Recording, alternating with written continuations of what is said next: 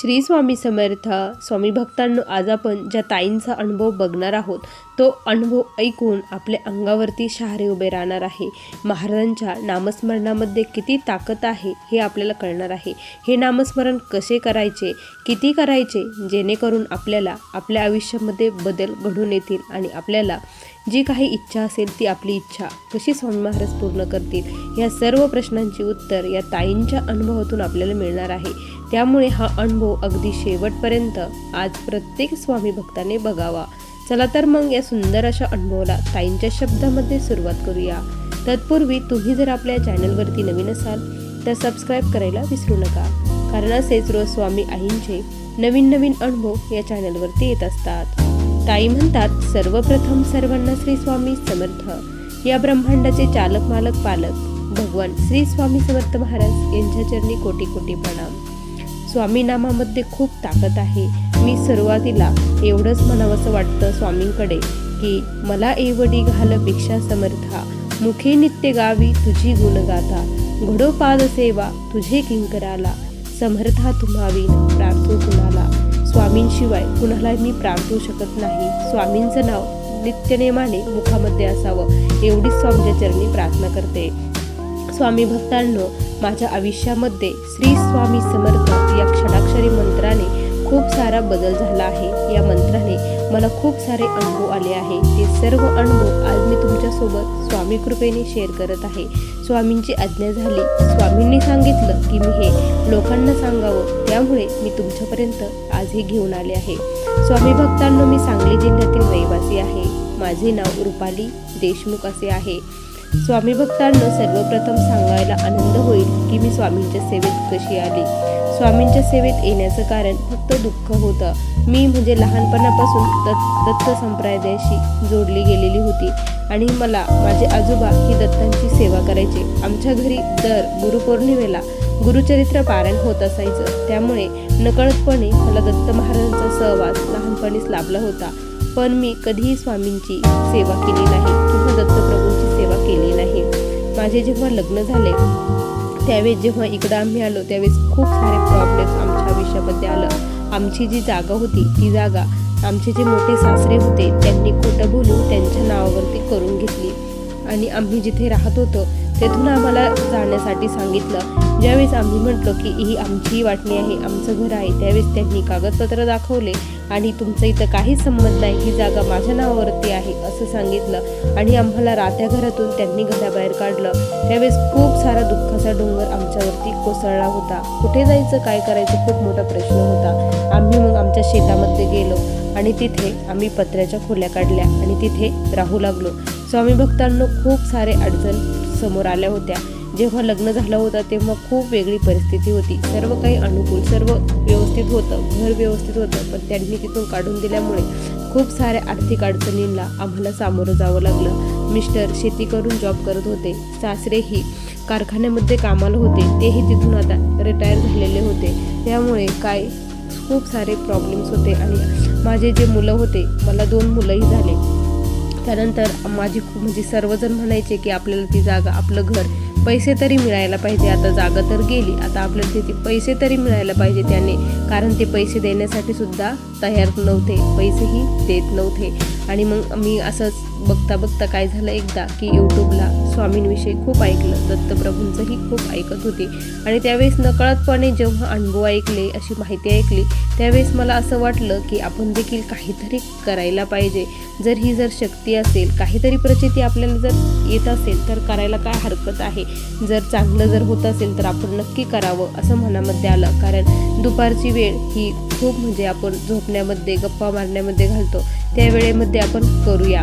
आणि त्याच वेळेस काय झालं स्वामी भक्तांनो, एक व्हिडिओ माझ्यासमोर आला की ज्या वेळेस स्वामींची इच्छा होते त्याच वेळेस आपण त्यांच्या सेवेमध्ये येतो. आपण येत नाही तर स्वामी महाराज त्यांच्या सेवेमध्ये घेत असतात आणि स्वामी आपल्या भक्ताकडून सेवा करून घेत असतात. मागच्या जन्मी आणि आपले आणि स्वामींचे काही ना काही ऋणानुबंध असतात. त्यामुळेच आपण ह्या सेवेशी जोडले जातो. जेव्हा भाग्योदय होतो तेव्हाच आपण इथे येतो. पुण्याचा सर्व काही साठा जमा झाला की मग समजायचं की आपण स्वामींच्या सेवेत आलो म्हणजे आपण खूप भाग्यवान आहोत. असं जेव्हा ऐकलं त्यावेळेस मलाही कुठेतरी वाटलं की असंच काहीतरी असेल, कारण एवढ्या दिवसाचं नाही तर मग आत्ताच का बरं स्वामींनी मला घेतलं. त्यानंतर मग त्यांनी सांगितलं की तुम्ही जर 108 आरत्या केल्या तर तुमचे सर्व काही प्रश्न सुटतील आणि नामस्मरण करा, बाकी काहीच करायची गरज नाही. असं जेव्हा ऐकलं त्यावेळेस मी ठरवलं की आता फक्त नामस्मरण करायचं.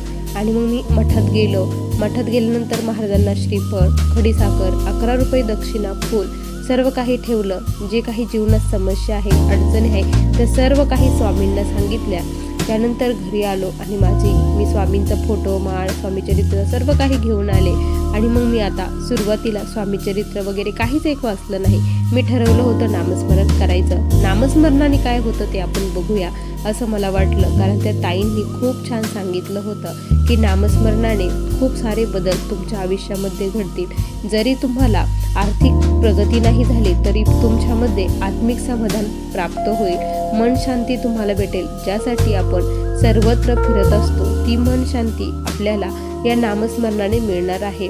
आपल्या जीवनाचा उद्देश आपल्याला कळणार आहे आणि हळूहळू तुमच्यातील जे षड्रूप आहे त्या या नामस्मरणाने पूर्णपणे जळून जाणार आहे आणि स्वामी महाराज तुमच्या आतमध्येच आहे ही भावना तुमच्यामध्ये तयार होणार आहे. त्यासाठी तेवढं नामस्मरण गरजेचं आहे.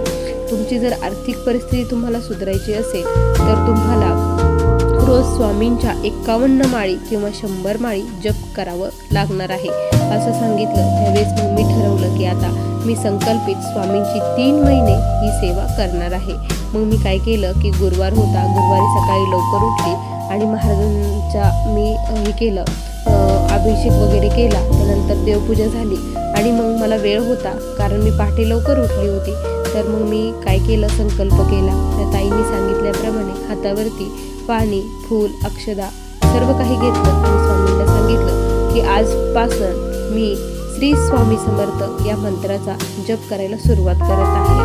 हा जप मी करत नाही तर तुम्ही माझ्याकडून करून घेत आहात. रोज मी 51 माळी हा जप करणार आहे. आणि स्वामी भक्तांनो, त्यानंतर मी ते करायला लागले आणि स्वामींना सांगितलं होतं की हे मी कशासाठी करते. माझी जी काही इच्छा होती ती सर्व काही स्वामींना सांगितलं. त्यानंतर मी हा जप सुरू केला. मला जवळपास 1 ते 1.5 तास हा जप करायला रोजचा लागत असायचा. पण मी हा जप केल्याशिवाय काही खात पीत नव्हते आणि झोपतही नव्हते. जप पूर्ण झाल्याशिवाय आळस, जांभळा, कंटाळा खूप काही यायचं. पण महाराज मला उठवायचे आणि करून घ्यायचे. जर एखाद्या दिवशी खूप कंटाळा आला तर महाराज मला अक्षरशः झोपेमध्ये उठायला यायचे.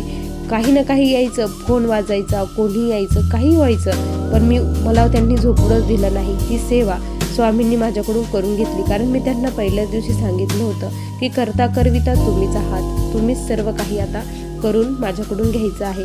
स्वामी भक्तांना जसं जसं माझं हे नामस्मरण वाढत होतं तसे तसे माझ्या आयुष्यामध्ये सारे बदल होऊ लागले होते. आणि मला पण मात्र ज्यासाठी मी जी इच्छा धरली होती ती इच्छा काही पूर्ण होत नव्हती. तर मग मी इच्छा का बरं पूर्ण होत नाही म्हणून बघितलं तर त्या ताईंचा मी पुन्हा एकदा व्हिडिओ बघितला तर त्यांनी सांगितलं की इच्छा पूर्ण होत नाही त्याचं कारण आपलं प्रारब्ध आहे. आपण मागच्या जन्मी काहीतरी खूप वाईट केलं आहे, ते पूर्णपणे पुसवण्यासाठी, मिटवण्यासाठी आपला जपाचा वापर होत आहे. त्यामुळे आपल्याला आपलं इच्छित फळ मिळत नाही. जोपर्यंत आपलं प्रारब्ध बदलत नाही तोपर्यंत त्याचा वापर त्याच्यासाठीच होणार आहे. असं जेव्हा ऐकलं त्यावेळेस ठीक आहे, जोपर्यंत चालन तोपर्यंत, जोपर्यंत इच्छा पूर्ण होत नाही तोपर्यंत मी हे कंटिन्यू करणार असं मग मी ठरवलं.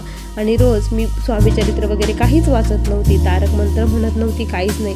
फक्त श्री स्वामी समर्थ, खाता पिता उठता बसता तो जप तर वेगळाच होता, पण बसून एका ठिकाणी 51 माळी जप मी रोज करत होती.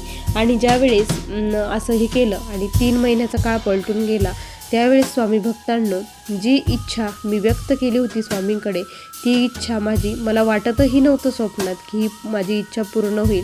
अशक्य गोष्ट होती ती शक्य स्वामींनी करून दाखवली. स्वामी भक्तांनो, त्या जागेचे पैसे आम्हाला त्यांनी स्वतःहून घरी आणून दिले. जे एवढ्या दिवस नाही म्हणत होते, खोटं बोलून त्यांनी ती जागा नावर केली होती आणि त्यांनी आता ते स्वतःहून पैसे आणून दिले. सर्वांना खूप आश्चर्य वाटलं की हे कसं शक्य झालं म्हणून, की इतके दिवस तर आपण त्याला खूप मागत होतो. त्यावेळेस तो खूप भांडणं करत होता, पैसे देत नव्हता आणि अचानक असं याला काय झालं की त्याने त्या जागेचे पैसे आपल्याला आणून दिले. असं खूप हे वाटलं आणि मग आम्हालाही नवलच वाटलं त्यांनी पैसे आणून दिले म्हणून. पण स्वामींनीच त्याला ती बुद्धी दिली आणि माझ्या नामजपाचं ते फळ मला मिळालं. त्यानंतर मी तेव्हापासून आत्तापर्यंत ते स्वामींचं नामस्मरण सोडलंच नाही. मी 51 माळी आज देखील करत आहे. त्या 51 माळीने माझ्या जीवनामध्ये खूप सारे बदल मला घडून आले. माझा मुलगा जो खूप चिडचिड करत होता, हट्टीपणा करत होता, ऐकत नव्हता, मी त्याला खूप म्हणजे आम्हाला तो घरात खूप त्रास द्यायचा, पण त्याचा तो चिडचिडपणा, हट्टीपणा तो पूर्णपणे बंद झाला. तो फक्त स्वामींच्या त्या श्री स्वामी समर्थ या मंत्राने, कारण जी विभूती मी अगरबत्ती लावायची, हे मंत्र म्हणताना ती विभूती जी पडायची ती मी सर्वांना घरच्यांना खाण्यासाठी द्यायची, घरातही सर्वत्र टाकत असायची आणि त्यामुळे हळूहळू हा बदल होऊ लागला. 6 महिन्याचा काल पलटून गेला. स्वामी भक्तांनो, बघता बघता आम्ही आमचं स्वतःचं खूप मोठं घर बांधलं. त्या घरापेक्षा मोठं घर स्वामींनी आम्हाला दिलं. म्हणजे 1 ते 1.5 वर्षामध्ये घराचं पूर्ण बांधकाम हे स्वामींनी पूर्ण करून घेतलं. जसे पैसे येत होते तसे आम्ही ते करत होतो आणि स्वामी महाराज कुठून ना कुठून कसे ना कसे पैसे आम्हाला देत होते हे आम्हालाही कळत नव्हतं, पण मला जाणवत होतं, कळत होतं, कारण मी एका वहीमध्ये हा जप लिहून ठेवला होता. रोजचा किती जप होतो आणि मग मी तो काउंट करत असायची की एवढा जप झाला. त्या जसं जसं जप वाढत होता तसे तसे अनुभव येऊ लागले होते. घरामध्ये खूप पॉझिटिव्ह एनर्जी वाटत होती आणि विशेष म्हणजे माझ्या स्वतःमध्ये मला खूप सारे बदल, चेंजेस मला जाणवत होते. अगोदर मी खूप तापट स्वभावाची होती, खूप रागीट होते. कोणी माझ्या समोरून जरी गेलं तरी मला राग यायचा. माझ्या मनाविरुद्ध थोडी जरी गोष्ट झाली तरी मी खूप चिडचिड करायचे, राग करायचे, मुलांवरती खूप चिडचिड करायचे, त्यांनाही मारायचे. पण जेव्हापासून स्वामींचा हा जप करत आहे आणि 6 महिन्याचा काल पलटून गेला, तुम्ही जर आज मला बघितलं स्वामी भक्तांनो, तर आमच्या घरचे सुद्धा म्हणतात की तू पूर्वी खूप वेगळी होती आणि आता खूप वेगळी झाली आहे. कारण मी आता खूप शांत झाली आहे. मला अजिबात राग येत नाही. जरी राग आला तर माझं हे चुकत आहे अशी फिलिंग माझ्या मनातून येते आणि मी हे करायला नको होतं. सर्वांशी प्रेमाने वागायला पाहिजे, असं करायला नाही पाहिजे, कारण हे सर्व काही परमेश्वराचीच लेकरं आहे. कारण स्वामी महाराज दुसरीकडे कुठे नाही, प्रत्येकामध्ये वास करत असतात. आत्मा आणि परमात्मा हा वेगळा नाही, असा भाव माझ्यामध्ये निर्माण झाला. कारण मी सतत स्वामींचं नामस्मरण आणि जे काही स्वामींचे विचार असतात ते वाचते. स्वामींचे जे काही पुस्तक आहे ते आत्तापर्यंत स्वामींनी माझ्याकडून वाचून घेतले. ज्यावेळेस एखादं पुस्तक वाचतो त्यावेळेस खरंच पूर्णपणे आपले विचार हे बदलून जात असतात. त्यासाठी पुस्तक हे खूप गरजेचं आहे. स्वामी भक्तांना तुम्हाला मी सांगते, आत्तापर्यंत मी स्वामी चरित्र खरंच वाचलं नाही, गुरुचरित्रही वाचलं नाही, कुठलाच ग्रंथ वाचला नाही, काहीच केलं नाही. फक्त श्री स्वामी समर्थ या नामजपाने माझ्या आयुष्यात ज्या काही माझ्या इच्छा होत्या, आकांक्षा होत्या, त्या सर्व स्वामी महाराजांनी पूर्ण केल्या. आज मी जवळपास 2-3 वर्षापासून हा नामाचा जप करत आहे. रोज स्वामी महाराज माझ्याकडून 51 माळी करून घेतात म्हणजे घेतात. जोपर्यंत 51 माळी होत नाही तोपर्यंत मला आता चैन पडत नाही. आणि विशेष म्हणजे माझी ध्यान साधना ही वाढली आहे. म्हणजे माझी जी बुद्धी आहे ती शांत होण्यासाठी मला महाराजांच्या नामस्मरणाची मदत होते. ज्यावेळेस मी ध्यानाला बसते, ज्यावेळेस माळ जपायला बसते, त्यावेळेस माझ्या दोन्ही भोवळ्याच्या मध्ये मला स्वामी महाराज दिसू लागले आहे. स्वामी महाराज मला दिसतात आणि ते माझ्याशी बोलतात देखील. मीही त्यांच्याशी बोलते. माझ्या मनातील सर्व काही त्यांना सांगते. तेही मला उपदेश करतात, तेही मला सांगतात. माझं कुठं चुकतं, कुठं चुकत नाही याविषयी मार्गदर्शन करतात. असे अमूलाग्र बदल स्वामींच्या श्री स्वामी समर्थ या नामजपाने होतात.